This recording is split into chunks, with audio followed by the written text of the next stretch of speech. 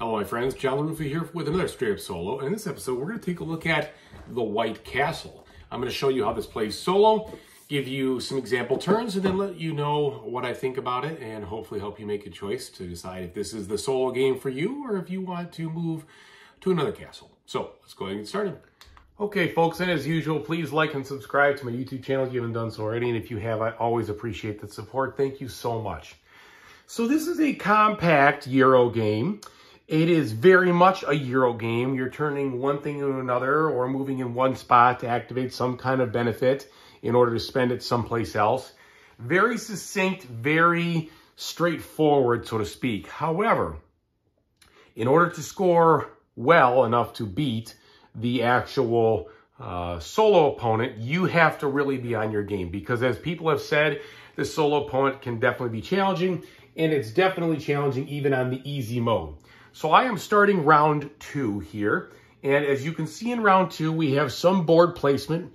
The solo opponent is the red and I'm the blue, and so we are kind of even Steven, so to speak, with regards to the board right now. We both got some guys in the lower level of the castle. We both have some warriors out here. He has the person on the doorstep over here, and it may go into the castle later, we'll see. And then we both have some gardeners over here. He has scored 4 points thus far, and I haven't scored any yet.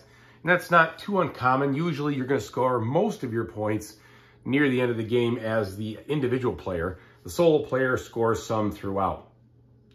And what's going on here? So what happens is each round you're going to roll. In the case of a 2-player with a solo, you're going to roll the dice here, and you're going to arrange them on the bridge. What did I miss a die here? Here you go, I missed a die. Yep. You're going to arrange them on the bridge from lowest to highest. Okay, just like this. Oh, look at that, all 6s there. And 1, 2, 2. Okay, and so basically the lowest dice will be on the left and the highest dice will be on the right. And you can only activate the ones that are either on the far left or far right. When you choose one of those dice, anything in the middle will slide over to the appropriate spot that just was empty. You literally only have 9 turns in this game, and there are only 9 turns that the opponent will take too. So like I said, it is a very straight to the point, better do what you want to do quickly if you're going to win sort of solo or Euro game. And so what are the actions you can take? Well, every action you take revolves around you choosing a die and placing it someplace.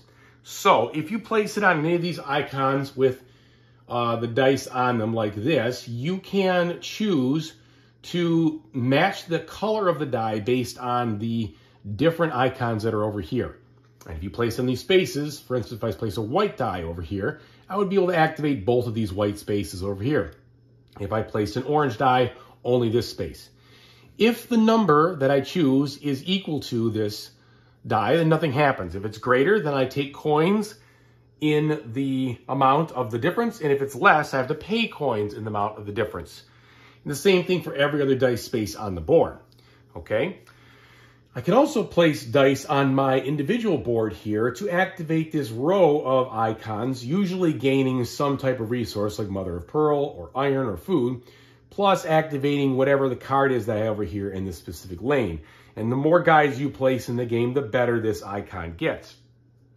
If I choose the die on the left, it's most likely going to be a lower number, but it also allows me to activate my lantern, which could give me a variety of different things depending on the cards that I've achieved throughout the game. And you get more cards in this game by moving your politician to these, or the courtier, pardon me, to these rooms. And when you do that, you pick the card up, put it on your spot on your player board, and take that card, flip it over, and put it into those lines right there. At the end of the game, you're going to score points for where your different courtiers are in the castle. 1, 3, 6, 10. Plus, you will score, based on the number of warriors in these spots, a multiplier times the number of warriors you have in the castle, not in the gate, but actually in the castle proper. Plus, endgame points for your gardeners, and any other points you've gotten throughout the game, and then finally points based on where you are in this track over here. And that's pretty much it.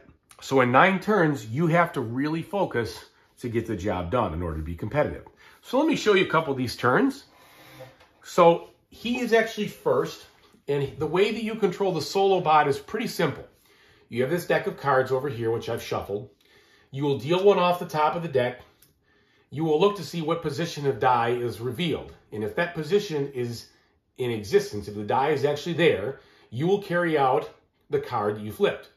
If it's not, you continue to flip until you find one that's a valid die location.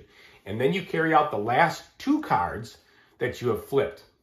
If, for whatever reason, any of the icons or the actions that you have revealed over here cannot take place, you have to give the solo bot points equal to the round you're in. So in this case, I'm in round 2. If he couldn't do a specific situation for whatever reason, I would give him 2 points. So he can, in fact, do this because there is a die here. So I will remove this die. I'll place it exactly where it shows here, which is on this space right here. In the case of being under, he doesn't pay a penalty, but if it was over, he would get coins. Excuse me, still recovering from that cold. Those coins would be able to be turned in at the end of the round at a rate of 3 to 1, 3 coins to 1 point if he's in the first position, or 5 to 1 if he's in the second player order position. So we place it over here, and then we follow this icon. This icon indicates that you are going to do this action right here, which is place your rival's warrior in a training yard that matches the cost indicated by the action. So in this case, 1 steel or iron. So we're going to go ahead and put a warrior right there. And then we are going to move up any of my house guys that might be here. And so we're going to move the lowest one first. So he's going to go 1, 2. I put him in this spot, and then I will choose one of these cards. It doesn't matter which spot. It really doesn't. I will choose one of these cards to replace, and we'll replace this card. So I move that off the table, and I draw a new one. His turn is over. I shuffle this in, or I'm sorry, I don't shuffle in, I put it at the bottom of the deck. Now it's my turn, and this die moves over here. So in my situation where I am really low on food. I'd like to get some food because I need to get farmers out here to score some big points at the end. This spot, for instance, costs 4 food, but it's worth 7 points. So the only way to get food is either through one of these powerful actions right here, but the die would be punitive to do it, or looking out over here to see if I could couple it with something. Well, the best spot for that was this spot right here. And since that doesn't work out so well, I'll probably have to change my strategy here. I could put a warrior over there. That would give me 3 food, so that's not a bad idea. So let's think about how to do that. Well, to get a warrior out here, I could put a 5 over here. Well, I could put anything over here, but hopefully a 5 or better.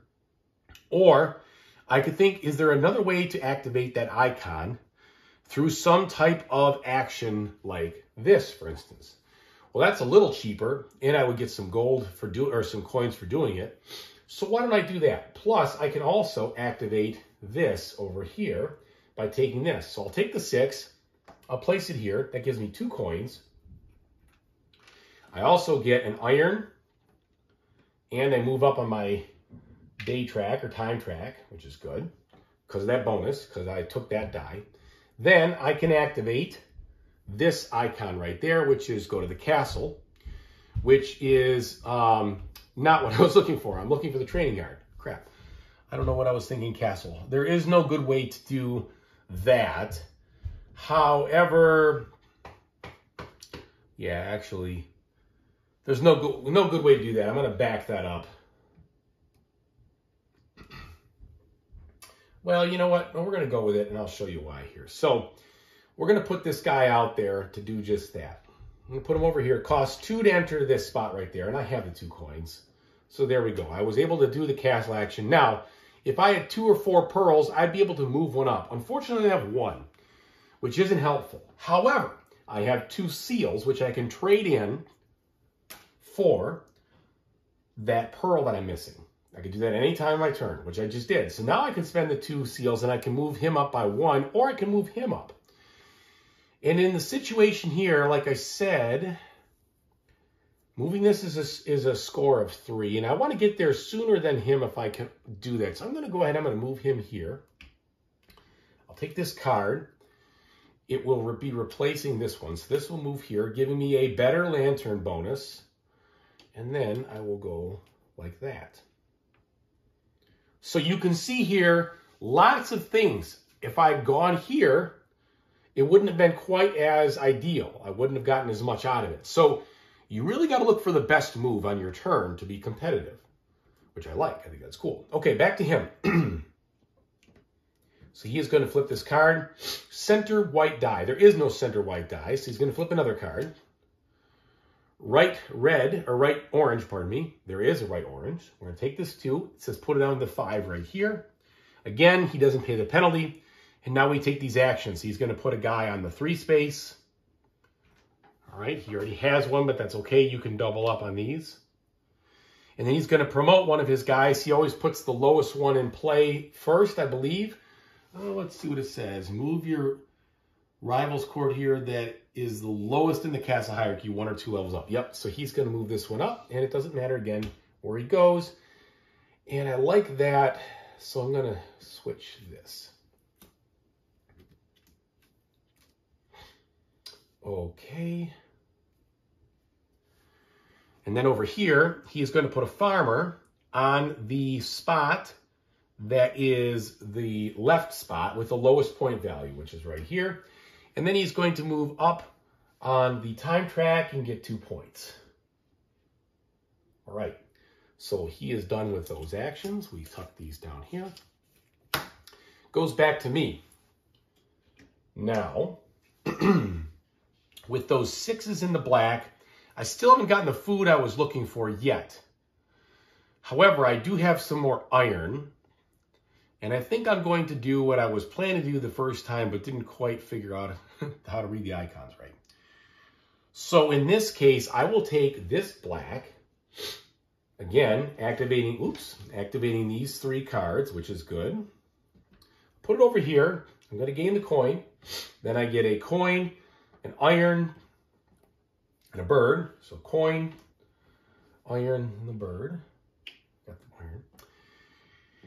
And then I'm going to move a guy from this spot over here to the warrior track. That gives me 3 food. Okay, I'm happy about that. There's the 3 food. Going back to him now. And we've transferred him. All right, this die right here, it can move. Now, this space is blocked, so you put it on the well. When it's blocked, you put it on the well, so he gets the difference. So he'll get 2 coins. Then he takes this action here, which is to place a person in the gate.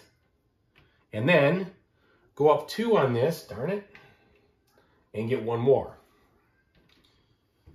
Okay. So then my third action here will be what? What do I want to do? Well, I would have loved to place a gardener, but I'm still a little short on food. Now, I could put one over here, and maybe that's the way to do it. So to get a gardener action, I got to take the bridge. The bridge is over here, but I can't afford that because I don't have any of those. Excuse me. So I might be a little stuck because these are both tied up. So I can't use this one for the bridge. So that's impossible, and I can't get those. What about something different? Well, what about if I could activate this? It's not exact. Oh, by the way, when I went there, I should have spent 1 iron. Not exactly what I want to do. But I'll have to probably push till next time. There's just nothing I can really figure out to make this easier. So what I'm thinking is if I go here, I could get 2 iron, plus I would be able to activate this for 2 points in the well action, which would give me another time benefit that would keep him from scoring as much. So I'll do that. Just in the interest of time, I'll do that. That'll help me out a little bit. And so I'll take this 6, put it here. I'll get 2 iron. I'll get the 2 points. Puts me on the board. Plus, I'll be able to take the well. The well action gives me one of these, which will be helpful. And I will get another iron, and I will be able to do this, which will put me first in the turn order. Okay, so the round is over, and so what happens now is, if you have farmers in this area, you will score points per farmer, okay? So, unfortunately for him, or unfortunately for me, he scores a point equal to the round order, which is really kind of tough. So, what he is going to do is, he is going to, so it'll get, yeah, equal to the number of the round. So he's going to get 4 points for that right there. I will get 3 coins. Now, you only score these if there's dice left on the bridge. So there is dice left on the bridge. I'm lucky, I get that. But in this case, if we had people there, it wouldn't work that way. Also, I want to clarify something. It's 1 die on the bridge. It doesn't have to be on the side, I don't believe. And let's just make sure of that for end of round, because I'd hate to lead you all astray. End of round. At the end of the round, there will always be some dice on the bridge. When the round is over, gardeners are activated. The bridge above them has at least 1 die on it. So, let's see. In this, the red-green player uses the 2 garden spaces. Yes. Yes. So, yeah, as long as it's on the bridge, it counts. So we're good. So I get 3 coins from that. 1, 2, 3. And he already got his points. Now, based on the end of the round, we see who is in the first turn order track. Well, because I'm on top, I am actually take precedence, and I am the first one. So his conversion now is 5 to 1, which means 5 coins to 1 point instead of 3 to 1, and I'll take it. Every point counts here. And now we're on to the third round. So you can see this game goes pretty quick. You can absolutely play this game in under a half hour, solo, with some thinking. Anyway, so that is a good understanding of what the game is. Like I said, you have 3 rounds, 9 turns each, and then whoever's got the most points is the winner. Now, at the end of the game, like I told you about, you're scoring everything that shows the golden fan. So basically everything I told you before, most of your points are scored at the end, and he scores the same exact way, the bot does, as you do. He doesn't get any leftover resource points, which you would get for these, but pretty much everything else is the same. All right, so let me know. Let me tell you what I think. So that is a good look at the White Castle. Now, from my perspective, this is a pretty straightforward Euro game that has some subtleties in how to find the best move. And that is what this game's all about, I think. Trying to figure out how you could set yourself up for progressively better moves by looking ahead, even though there is some uncertainty of what the future holds, right? Your cards might change, your things might have a different way that they come out, the dice might be different. But I think with some strategic plays and some good choices, you can succeed. Now, the bot is very hard, and I would agree. It trounced me in my plays so far, but I can see that I will be able to at least be a little bit closer to competitive. But maybe it'll be one of those bots that's super hard, and it is what it is. So it makes that final victory when it happens really sweet. Either way, I like the game. It is a good game. I think it's getting a lot of positive praise and buzz for how approachable it is, and I would say it is approachable. Definitely medium to medium light. It's not tough to learn. The bot is easy to control. It is... It's just a solid, good Euro. And I would say that it is not going to be a game that I think everybody feels like they have to have a copy in their collection. I'm glad I have a copy. It wasn't too expensive. It scratches some interesting itches, and it'll stick around for a while. Will it be with me in 5 years? I don't know. But for right now, I'm enjoying it. And we'll see how we do with kind of outsmarting the bot, and hopefully we can get there and put some victories under the belt. But either way, I think it is just fine. I think that I'm actually a little shocked that it's gotten such great praise out of Essen, like this huge buzz around it, because, well, I think it's a good game. I don't think it's extraordinary. But there is a lot to like here, and I think it's basically because of the clever turns. It's also very succinct. This is a game that could have easily gone 5 rounds, right? I don't know why they chose 3 rounds. Maybe they just realized that that was enough play. But most of the time I feel like a game like this has 5 rounds to it or 6 rounds. And that may overstay its welcome. Whereas 3 rounds, I tell you what, I definitely wasn't done playing it when it was finished, which is a good thing and made me want to play again. And that, I think, is a very attractive thing about a game. When it finishes before you're done playing, you always feel like you want to play again. If a game drags and you are done playing it 20 to 30 minutes before the game is actually done, chances are, in my opinion, it's not going to come off your shelf as easily as if you were hungry for another couple of turns, but you just didn't get it. So I think that it has that going for it as well. That's my thoughts on it. I'm interested to see what you think, but either way, I hope this was informative in helping you understand if this is a game you'd like to get into or something that you'd like to pass on. So thanks so much for watching. I really appreciate it. And whatever you decide to do in the future, you know that I really hope you have a fantastic time doing it. Take it easy, everybody.